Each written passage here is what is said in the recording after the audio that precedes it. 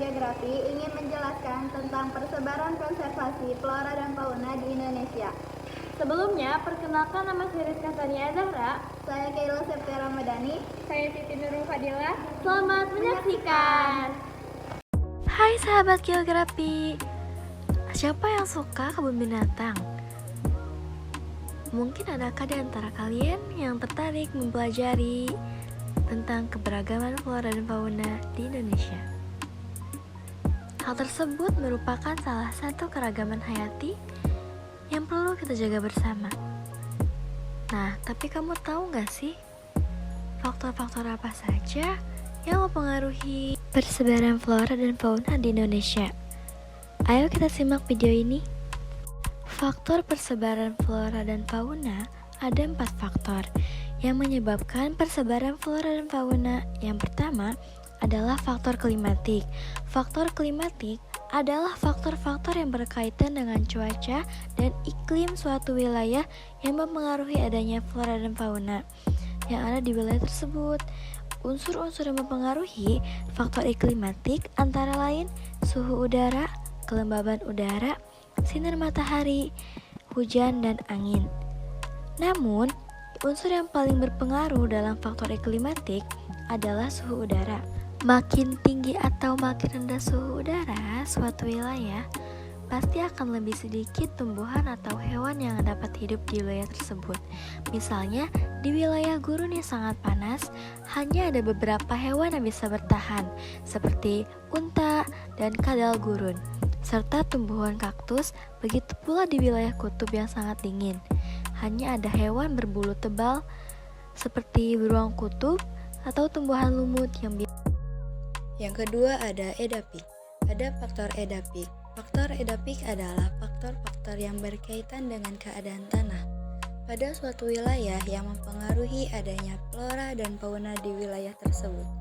Unsur-unsur tepat berubah: pH tanah, tekstur tanah, struktur tanah, jenis tanah, kandungan air, dan kandungan udara yang ada di dalam tanah. Semakin subur tanah di suatu wilayah, pasti akan semakin banyak hewan dan tumbuhan yang ada di wilayah tersebut. Misalnya, di tanah aluvial yang subur, pasti akan lebih banyak tanaman yang tumbuh. Berbeda dengan tanah kapur yang tidak banyak menanam dapat tumbuh di sana. Yang ketiga ada faktor fisiografis. Faktor fisiografis adalah faktor yang berkaitan dengan kondisi fisik suatu wilayah. Ada 2 unsur yang mempengaruhi faktor ini, yaitu ketinggian tempat dan bentuk lahan. Maka dari itu, flora dan fauna yang ada di wilayah pegunungan akan berbeda dengan flora dan fauna di wilayah pesisir. Sebagai contoh, kamu dapat menentukan kambing gunung di wilayah pegunungan, tetapi tidak bisa menemukan di wilayah pesisir. Sebaliknya, kamu bisa menemukan kepiting di wilayah pesisir, tetapi kamu tidak menemukan di dataran tinggi. Yang keempat ada faktor makhluk hidup atau biotik. Faktor biotik berkaitan dengan makhluk hidup sebagai media penyebaran, baik itu manusia, hewan, maupun tumbuhan. Misalnya, kelelawar yang menjatuhkan biji-biji dari buah yang dimakan, lalu biji tersebut tumbuh menjadi sebuah tanaman di tempat yang baru. Contoh lainnya, manusia membantu persebaran berbagai flora dan fauna di seluruh Indonesia. Hal ini membuat kita bisa melihat flora dan fauna endemik dari negara lain di negara kita. Setelah kamu mengetahui faktor apa saja yang mempengaruhi persebaran flora dan fauna, sekarang kita bahas mengenai zona persebaran flora dan fauna di Indonesia. Persebaran flora dan fauna di Indonesia terbagi di dalam 3 zona. Hal tersebut dikarenakan adanya garis yang memisah garis Wallace dan garis Weber. Garis Weber dan garis Wallace adalah sebuah garis khayal yang memisahkan persebaran zona di Indonesia menjadi 3 bagian. Garis Wallace itu memanjang dari utara hingga selat, tepatnya dari Selat Makassar sampai Pulau Jali dan Lombok. Garis Weber itu memanjang ke Pulau Riau sampai ke bagian Saul. Indonesia bagian barat atau Asiatik, flora dan fauna di zona ini tersebar di pulau-pulau bagian barat Indonesia, mulai dari Pulau Sumatera, Kalimantan Jawa, dan Bali. Flora dan fauna di zona ini mirip dengan yang ada di benua Asia. Yang pertama, flora Indonesia bagian barat. Persebaran flora di Indonesia bagian barat dipengaruhi oleh iklim tropis basah dan iklim tropis musim. Ciri-cirinya adalah sebagai berikut. Yang pertama, banyak pohon tinggi. Yang kedua, tumbuhan lebat dan rapat. Yang ketiga, pohon beraneka ragam. Yang keempat, tumbuhan selalu hijau sepanjang tahun. Contoh flora di zona ini antara lain seperti gandaria, kasturi, rotan, mengejau, merantit, raksasia, arloji, serta anggrek hitam. Fauna di wilayah Indonesia bagian barat kerap juga disebut sebagai oriental. Ciri-ciri fauna di wilayah itu yaitu yang pertama, mamalia besar, berbagai jenis kera, mamalia air tawar, beberapa jenis burung, tidak banyak warna, dan tidak terdapat mamalia bergantung.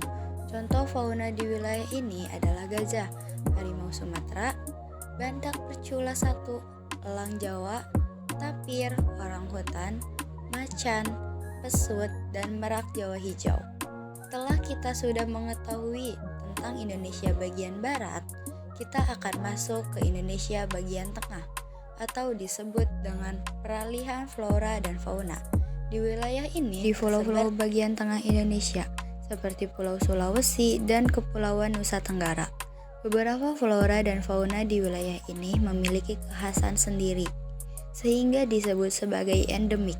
Persebaran flora di Indonesia bagian tengah dipengaruhi oleh iklim tropis, musim, dan sabana tropis. Ciri-cirinya adalah sebagai berikut. Yang pertama, pohonnya tinggi tetapi jarang. Yang kedua, terdapat beradaptasi di wilayah kering. Dan yang ketiga, meranggas atau menggugurkan daun saat musim kemarau. Contoh flora di zona ini antara lain lontar cendana, longweci, dan ajang kelencung.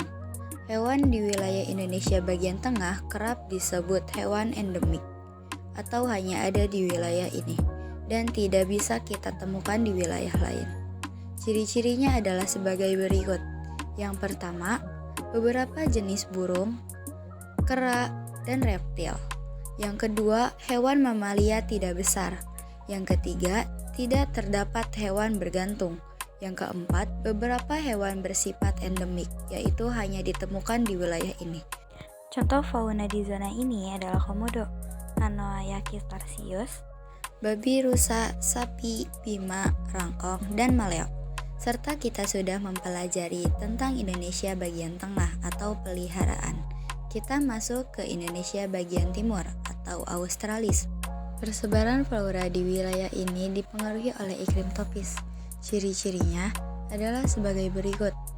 Yang pertama, mirip dengan hujan-hujan tropis Australia. Yang kedua, banyak tumbuhan efimit, yaitu tumbuhan yang menumpang hidup pada tumbuhan lain. Yang ketiga, banyak tumbuhan endemik atau asli wilayah tersebut. Yang keempat, banyak rempah-rempah. Contoh flora di zona ini antara lain matoa, sagu, eukaliptus, pala, cengkeh, dan lada. Fauna Indonesia Timur disebut juga fauna Australis. Berikut adalah ciri-ciri fauna di wilayah ini. Yang pertama, terdapat binatang bergantung. Yang kedua, beberapa mamalia kecil. Yang ketiga, burung-burung berbulu indah. Contoh hewan yang ada di wilayah ini adalah kanguru, pohon kanguru tanah, cendrawasih, nuri kasuari, walabi, dan mandur. Setelah kita mempelajari tentang persebaran flora fauna di Indonesia, materi selanjutnya kita akan masuk ke materi konservasi flora fauna di Indonesia. Ayo kita simak videonya. Tahukah kamu kalau dalam 16 tahun terakhir setidaknya ada 100.000 orang hutan yang terbunuh di Kalimantan? Bayangkan, itu artinya dalam sehari ada 17 orang hutan yang mati atau diburu. Dan yaitu semua oleh ulah kita manusia. Kalau begini terus, bukan tidak mungkin orang hutan akan mengalami kebuanan. Salah satu cara yang bisa dilakukan untuk mencegah ini adalah dengan melakukan konservasi flora dan fauna. Konservasi adalah pengelolaan biosfer secara aktif yang bertujuan untuk menjaga keberlangsungan keanekaragaman flora dan fauna dan pemeliharaan keanekaragaman genetik dalam suatu spesies, termasuk juga pemeliharaan fungsi biosfer seperti ekosistem. Ada 3 tujuan konservasi. Yang pertama, menjaga keberlangsungan proses ekologis dan sistem kehidupan.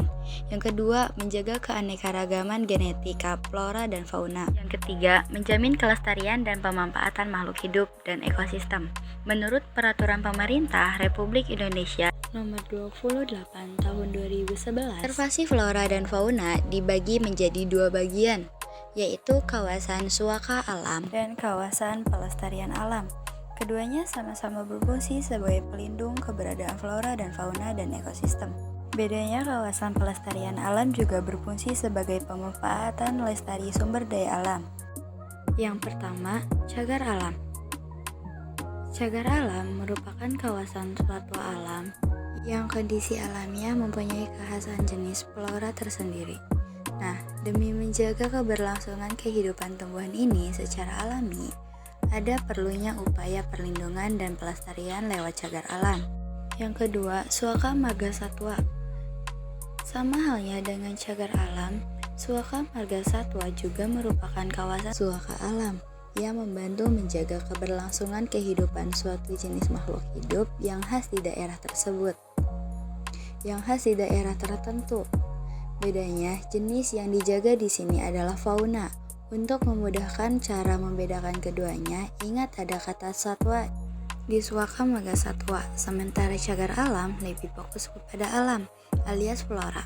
Taman nasional adalah kawasan pelestarian alam yang mempunyai ekosistem asli, dikelola dengan sistem zonasi yang dimanfaatkan untuk tujuan penelitian, ilmu pengetahuan, pendidikan, menunjang budidaya, pariwisata, dan rekreasi. Jenis asli atau bukan asli yang dimanfaatkan bagi kepentingan umum, seperti misalnya penelitian, ilmu pengetahuan, pendidikan, pariwisata, dan rekreasi. Taman wisata alam, dari namanya mungkin sudah jelas ya kalau ini merupakan kawasan pelestarian alam yang bertujuan untuk berkepentingan pariwisata dan rekreasi. Orang seringkali pergi ke tempat ini untuk melepas penat dari kehidupan dan di perkotaan. Ternyata ada banyak cara untuk melakukan konservasi flora dan fauna yang terancam punah ya. Baik dengan membuat kawasan suaka alam maupun kawasan pelestarian alam. Satu hal yang terpenting adalah jaga dari lingkungan kita sendiri, karena pasti akan lebih repot kalau harus memperbaiki yang sudah rusak dibanding menjaganya. Setelah kita sudah mempelajari tentang konservasi flora dan fauna di Indonesia, materi selanjutnya kita akan masuk ke materi pemanfaatannya flora dan fauna di Indonesia sebagai sumber daya alam. Secara garis besar, flora dan fauna di Indonesia bermanfaatan sebagai sumber daya alam antara lain sebagai sumber pangan peternakan, perikanan, sumber pendapatan atau devisa, hiasan tradisi atau budaya, dan sumber energi. Baik, sahabat geografi, jadi itu ya materi tentang persebaran konservasi dan pemanfaatan flora fauna di Indonesia. Jadi, di Indonesia memiliki flora fauna yang sangat variatif. Tidak sedikit pula tumbuhan maupun satwa endemik yang hanya ditemukan di Indonesia. Sebagai orang Indonesia yang baik, kita harus menjaganya.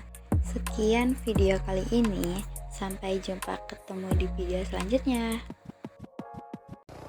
Sekian dari kelompok kita, kurang lebihnya mohon maaf. Wassalamualaikum warahmatullahi wabarakatuh.